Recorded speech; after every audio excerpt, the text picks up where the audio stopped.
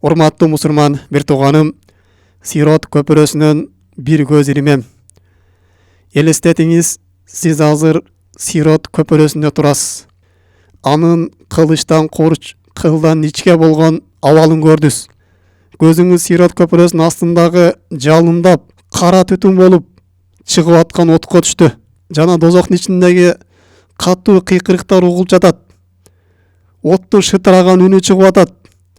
Бир кезде сизди дозоктун үстүнө кылга бас деп буйрук берилди. Сиздин алсыңызга карабастан, сиздин жүрөгүңүз коркуп атканына карабастан, сиздин бутуңуз калтырап, титирип атканына карабастан, сиздин күнөөлөрүңүздүн ордугуна карабастан, мына ошол Сирот көпүрөсүнө бас деп сизге буйрук берилген кезде, сиз биринчи кадамыңызды койгондо анын ушундай каттуу бир кылычтай өткүр экенин сездиңиз. Экинчи кадамыңызды айла жоктон да койгон кезде сиз титиреп коркуп турасыз. Айланаңызда адамдар буттары тайып, кээ бирлери сиротто асылып, кээ бирлери дозокко түшүп кетип жатат. Дозоктон чыккан илмектер, ал жердеги тикендер адамдарды тартып өзүнө түшүрүп алып түшүп кетип жатат. Кээ бир адамдар чокусу менен түшүп аткан болсо, кээ бир адамдар мурду менен түшүп атат. Ар ким ар кыл абалда ушундай катуу бир дозокто түшүп атат. Өтө бир коркунучтуу абалда турасыз. Абалыңыз өтө оор, өтө кыйын күн. Эмне кылар элеңиз? Албетте мына ушул күнү сизге жардам бере турган, сизди Сирот көпүрөсүнөн өткөрүп кое турган, сиздин ылдамдыгыңызды тез чагылгандай, шамалдай өткөрүп кое турган солих амалдардын жардамына муктаж болосуз. Мына ошол амалдар ошол жерде сизге өтө өзүнүн пайдасын тийгизет. Ошондуктан мына бүгүн бул дүйнөдө сиз солих амалдарга көп маани бериңиз. Солих амалдарды көбөйтүңүз, тообаларды, истигфарларды көбөйтүңүз. Мына ушундай оор абалда сизди Сирот көпүрөсүнөн эсен аман дозок отуна күйгүзбөй, ал жердеги тикендерге аралатпай сизди куткарып чыгып кетишет. Мына ошол солих амалдардын катарында бул пайгамбарыбыз саллаллаху алейхи вассаламдын шафаатына эргешүү. Пайгамбарыбыз кыямат күнүндө көп жерлерде өз үммөтүнө шафаатчы болот. Кыяматтын оор күнүндө үммөтүнө жеңилдик берип, Аллах Тааладан ортомчу болуп, өз үммөтүн дозок отунан куткарат, өз үммөтүн бейишке алып кирет, жана башка кыяматтын оор күнүнөн куткарып чыгат. Мына ошол оор күндөрүнүн бири пайгамбар саллаллаху алейхи вассалам Сирот көпүрөсүнө дагы кээ бир адамдарга шафаатчы болот. Пайгамбардын шафааты сиздин Сирот көпүрөсүнүн кыйынчылыгынан, анын азабынан сизди куткарып чыгып кетет. Анасы Малик айтат: "Саалту Наби саллаллаху алейхи вассалам ан яшфи али". Мен пайгамбар саллаллаху алейхи вассаламдан кыямат күнүндө мага шафаат кылсын сурандым дейт. Ошондо пайгамбарыбыз: "Ана фаилун", мен сага шафаат кыламын деп мага айтты дейт. "Култи я Расулаллах, файна атлубука". Андай боло турган болсо мен сени кайдан издеймин? "Утлубуни аввала ма татлубуни аля сирот". Мени эң биринчи Сирот көпүрөсүнөн издегиниң, мына ошол жерде болом, мына ошол жерде сени тосуп, сага шафаатчы болом деп пайгамбар саллаллаху алейхи вассалам Анас ибн Маликке айтты дейт. Кийин пайгамбарыбыздын шафаатын каалай турган болсо кыямат күнүндө, оор күнүндө, өзгөчө Сироттун өтө бир коркунучтуу күнүндө, кыйын абалында пайгамбарыбыз ага келип шафаатчы болуусун каалай турган болсо, анда ал бүгүн солих амалдарды көбөйтсүн. Өзгөчө пайгамбар саллаллаху алейхи вассаламдын шафаатын алып келе турган, анын шафаатына жеткире турган амалдарды көбөйтүүсү зарыл болуп эсептелинет. Мына ошол пайгамбарыбыздын шафаатына жеткире турган бир 5 амалга токтолуп өтөбүз. Биринчи амал аввалу суалу василата Расулуллах саллаллаху алейхи вассалам. Пайгамбар саллаллаху алейхи вассаламга василаны сураштык. Васила деген бул бейиштеги эң бийик орун. Пайгамбарыбыз ушул орун бир гана адамга берилет деген, башка эч кимге берилбейт деген. Муну ошол адам мен болууну каалаймын. Мага Аллах Тааладан ошол василаны сурагыла деп пайгамбар саллаллаху алейхи вассалам айткан. Абдуллах ибн Аббастан келген хадисте пайгамбар саллаллаху алейхи вассалам айтат: "Салуллаху ли василатан, фа иннаху ла юсалу ли абдун фид дунья илля кунту лаху шахидан ау шафиан яумал кияма". Аллах Тааладан мага василаны сурагыла дейт. Кайсы бир пенде бул дүйнөдө василаны мен үчүн сурай турган болсо, кыямат күнүндө ошол адам үчүн мен ага шахид, күбөлүккө өтөмүн. Же кыямат күнүндө ага мен шафаатчы боломун деп пайгамбар саллаллаху алейхи вассалам ага васила сураган адамга мен шафаатчы боломун дейт. Бул василаны биз көбүнчөсү азандан кийинки дуада сурайбыз. Азан уккандан соң анын дуасында ушул василаны сураштык бар. Пайгамбар саллаллаху алейхи ва саллям айтат: "Мен кала хина ясмау нида", ким азанды уккандан кийин төмөндөгү дуаны айта турган болсо дейт: "Аллахумма рабба хазиги даъвати таамма", Аллахым сен ушул толук чакыруунун ээсисин. "Вассалатул каима", азыр тура турган намаздын роббусусун. "Ати Мухаммадан ал-васила", Мухаммад пайгамбар саллаллаху алейхи ва салламга василаны бергиниң. "Вал фадила", жана фазилетти бергиниң. "Ва басгы мақама махмудан лади ва'аттаху", жана өзүң убада кылган орунда пайгамбарыбызды макталган орунда сен тирилткиниң деп ушул дуаны айта турган болсо, "Халлат лаху шафаати яумал кияма", бул адамга кыямат күндө менин шафаатым жетет деп пайгамбар саллаллаху алейхи ва саллям айтат. Демек, урматтуу мусулман бир тууганым, кыямат күнүндө биз пайгамбарыбыздын шафаатын каалай турган болсок, азандан соң ушул дуаны айтып пайгамбар саллаллаху алейхи ва саллям васила сурашыбыз керек экен. Бир күндө 5 рет азан айтылат.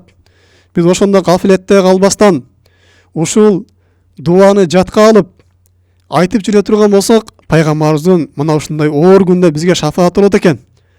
Агерде жатка айта албай турган болсок, анда кагазды карап айта турган болсок дагы кыямат күнү биз пайгамбар саллаллаху алейхи ва салламдын шафаатына эргешебиз. Жалгоолук кылбастан, урматтуу мусулман бир тууганым, бул азандын дуасын жаттап алыш керек. Жана азандан кийин ар дайым айтып жүрө турган болсок, пайгамбарыбыздын шафааты бизге жетет экен. Экинчиси, иксару минас салат аля наби саллаллаху алейхи ва саллям. Пайгамбардын шафаатына жеткирүүчү экинчи амал бул пайгамбарыбызга көп салават айтуу. Пайгамбар саллаллаху алейхи ва саллям өзүнө көп салават айтууга бизди чакырган, бизди ошого кызыктырган.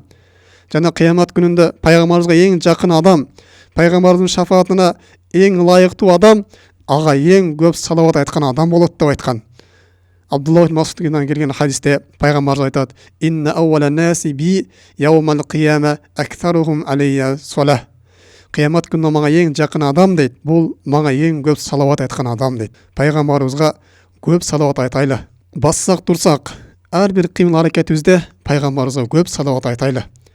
Бир күндө жок дегенде эле кеминде 1000 салават болобу, 5000 болобу, 10.000 болобу, кимдин колунан канча келет, муну ошончо салават айтсын.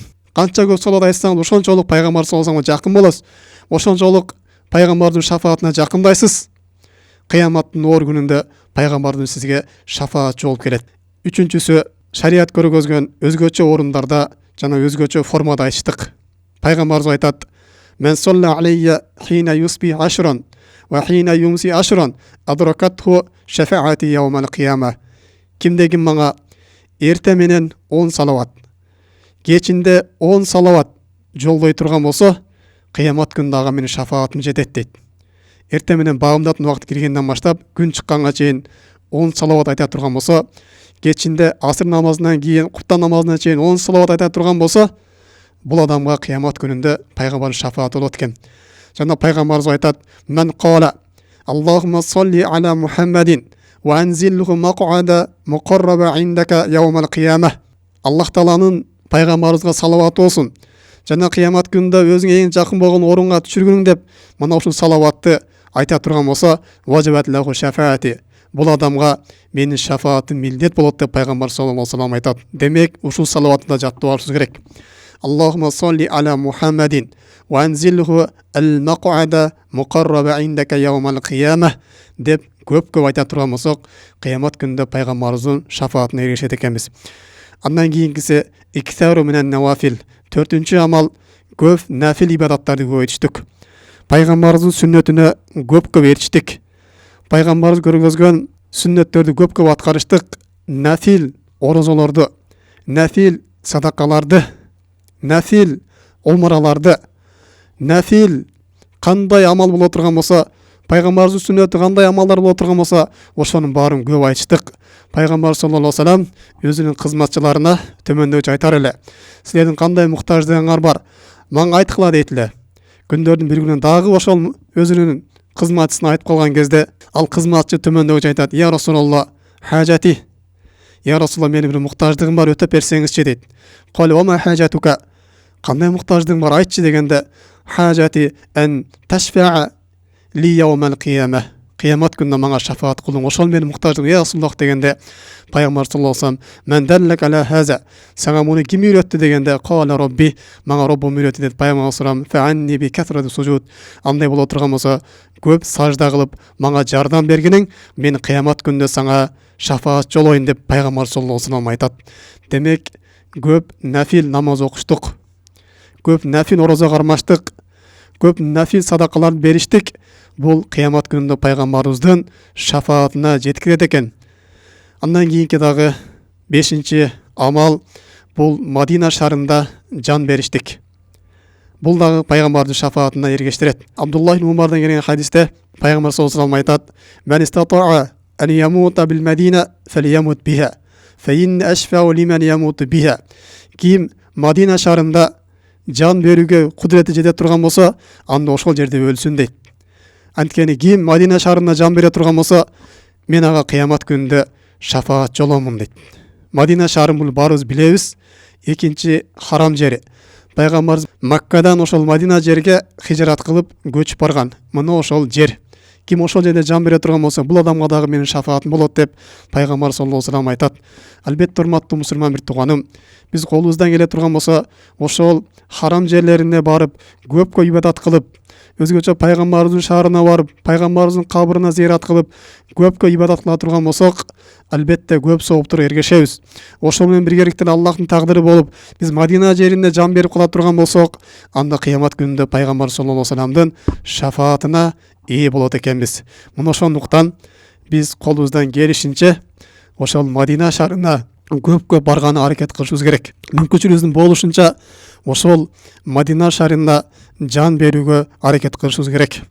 Өзгөчө каарлык жашына барып калган болсок, муну ошол жака көп зыярат кылууга аракет кылышыбыз керек. Эгер күчүбүз жете турган болсо, ал жака баруу менен биз көп ибадаттарга, сооптурга ээ болобуз. Ошол менен биргеликте эле Аллах насип кылып ошол жерде каза болуп кала турган болсок, анда пайгамбардын шафаатына ээ болот экенбиз. Демек, урматтуу мусулман бир тууганым, мына ушул 5 амалды жаттап алайлы, пайгамбарыбыздын шафаатына жеткирет экен. Ал эми ким пайгамбардын шафаатына жете турган болсо, аны кыямат күнүндө пайгамбарыбыз Сирот көпүрөсүнө келип ага шафаат жолот экен. Сирот көпүрөсүнүн өтө оор күнүндө аны куткарып алып чыгат экен. Муну ошондуктан төмөндөгү 5 амалды көбөйтүш керек. Биринчиси азандан кийинки дуа экен. Экинчиси пайгамбарыбызга көп салават айтуу экен. Үчүнчүсү эртең менен 10 салават, кечинде 10 салават экен. Төртүнчүсү көп нафил ибадаттарды көбөйтүш керек экен. Бешинчиси Мадина шаарында жан берүүгө аракет кылышыбыз керек экен.